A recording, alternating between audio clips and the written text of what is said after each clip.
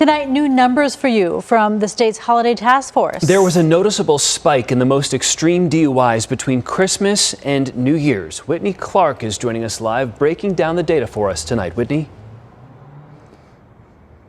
Hey, Jared and Jamie, I have some numbers for you. So those extreme DUI arrests in the month of December in Arizona went from 421 in 2019 to 512 just last month. So an extreme DUI is when the suspect's BAC is 0.15 or higher. And experts tell me this is just one of the metrics that they see going up.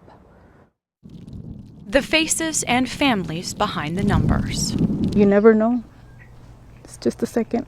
Somebody took my daughter in just a second. 27-year-old Crystal Garcia, a mother of 3, died after police say a suspected drunk driver hit her family's car in Phoenix. The deadly crash happening just moments into the new year. And police think another man was drinking and driving when he caused a crash that killed Juan and Selma Gaspar and their 12-year-old son Carlos on the Loop 202.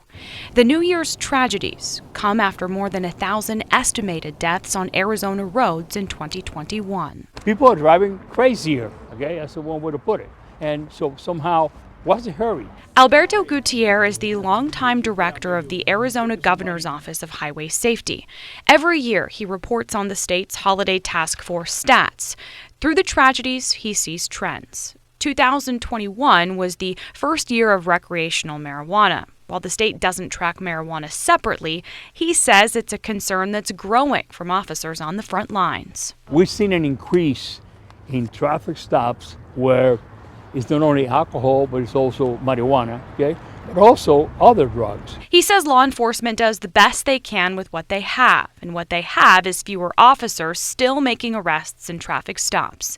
Even so, his message to take responsibility before getting behind the wheel. My slogan that I created way back in 1998, drive hard or get nailed. People get that in their heads, they realize why they're doing this. It's so easy to call somebody, call a taxi, call a friend. Well, he has been in this position for 27 years, and one of the last things that I asked him in the interview today was, what is your big concern, and what have you noticed really change on Phoenix roads in the last few decades? And he says he's noticed a lot more people speeding and just driving too fast. Live in Phoenix, Whitney Clark, Arizona's Family. Yeah, tough to see all those family tragedies during the holiday season this year. Whitney, thanks.